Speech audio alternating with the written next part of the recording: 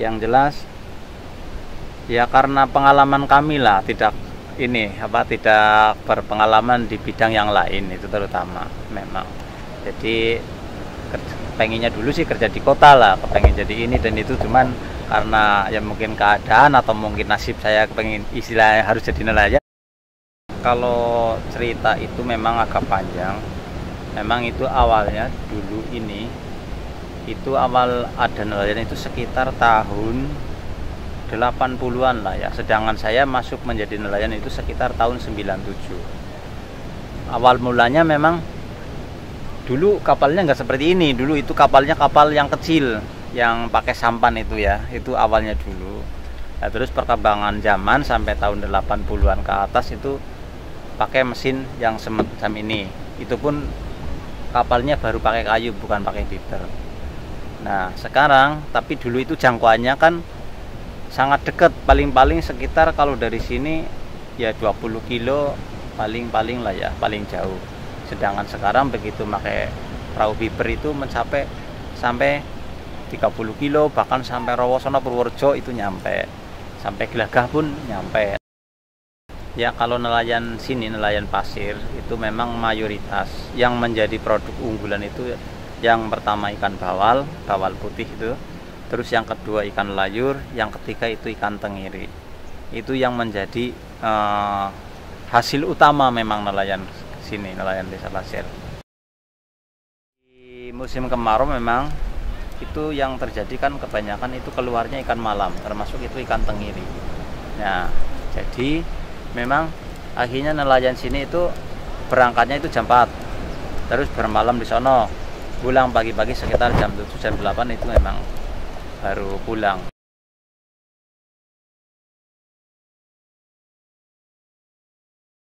Terus gendeng kayak gendeng.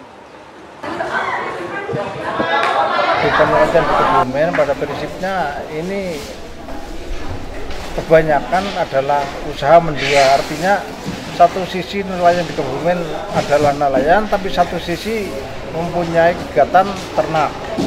Sehingga untuk ekonomi, alhamdulillah utamanya nelayan di pasir ini cukup mapan lah, cukup mapan. Untuk harga saat ini masih cukup relatif bagus. Malah Keporo setelah ada keningkatan dolar sekarang malah justru sangat meningkat signifikan. Di antaranya bawal putih itu mencapai 400.000 per kilo, yang ukurannya 1 ekor itu setengah kilo. Jadi utamanya jenis ikan yang dari Kebumen semua masuk, kebanyakan masuknya ekspor, Mas.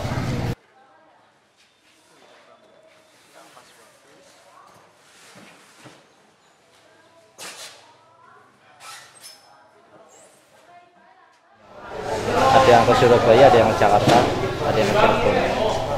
Jadi masing-masing porsi ikan itu beda-beda. Kalau bawal putih ke Jakarta, sama ke Jawa Timur juga bisa. Semua jenis ikan sih, semua jenis ikan yang masuk komoditas ekspor. Kalau yang lokal-lokal itu cukup di sini, di sekitaran ikan pasar sini.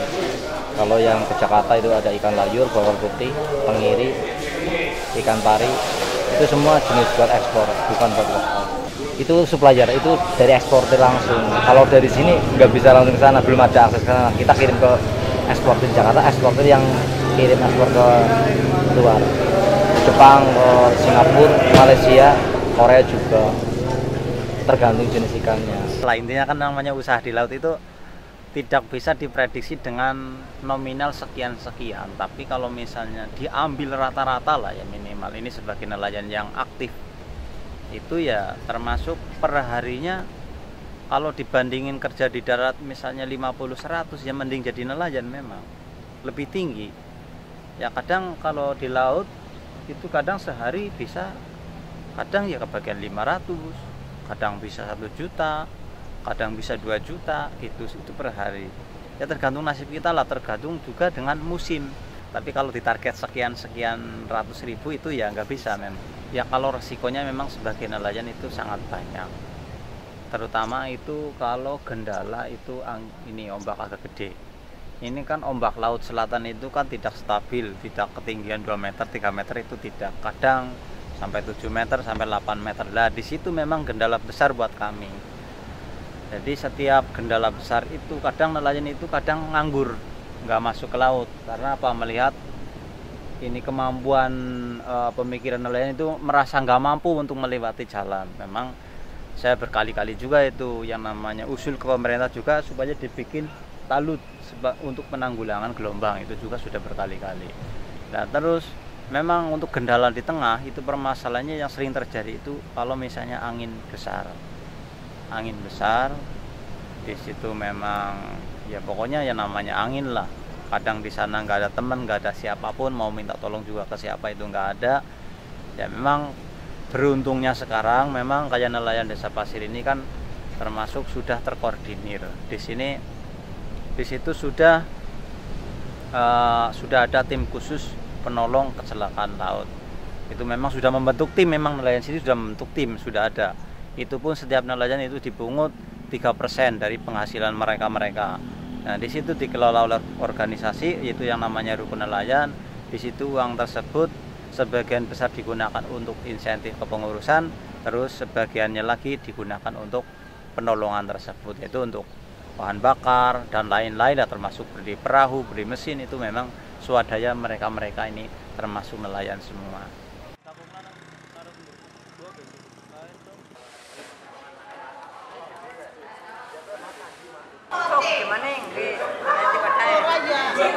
Harapan ke depan jelas kami mengharapkan utamanya pada pemerintah daerah maupun provinsi maupun pusat agar setidaknya di Kebumen itu ada pengelolaan ataupun mungkin ada perusahaan khusus yang menangani ikan utamanya dengan produksi Kebumen. Yang saya harapkan di sini nanti paling tidak ada pengusaha membuat pastorit ataupun mungkin penampungan ataupun mungkin sehingga di situ tenaga kerja yang putar-putar daerah bisa dimanfaatkan.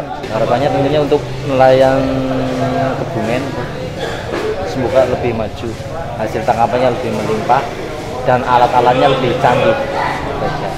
Karena selama ini masih termasuk terlalu modern alatnya. Harapan saya ya selaku wakil dari nelayan yang ada di Desa Pasir itu intinya mengharapkan supaya dibikin semacam tanggul. Jadi tanggul penahan gelombang dari timur itu sekitar 300 meter ke laut. Itu tujuannya untuk mengatasi di saat musim angin timur. Ini kan sebentar lagi angin timur. Dan di situ nanti kalau sudah keluar ikan bawal malam, itu kenanya waktu maghrib. Nah di sini itu musimnya angin timur. Sementara hasil di laut sangat banyak, tapi kendala di sini di Pasir itu kebanyakan itu untuk jalan itu tidak bisa masuk. Itu harapan kami memang sebagai nelayan yang ada di Desa Pasir, itu memang itu harapan yang utama. Semoga sih untuk biaya pengiriman itu bisa lebih efisien. Karena apa? Sekarang es mahal, terus biaya transportasi juga mahal, biaya bahan bakar untuk mobil itu mahal, sedangkan ikan itu harganya standar. Tapi bahan untuk ininya tetap, bahan transportasinya mungkin hampir setiap tahun itu naik, tapi untuk harga ikan itu cenderung stabil. Mungkin dari ekspornya karena pengaruh dari luar kan nggak tahu lah ya, di sananya jual berapa sih, tapi di sini tetap harga tetap, nggak tahu di sana jualnya naik apa enggak. Jadi perlu koordinasi antara eksportir dengan supplier juga sih sebenarnya.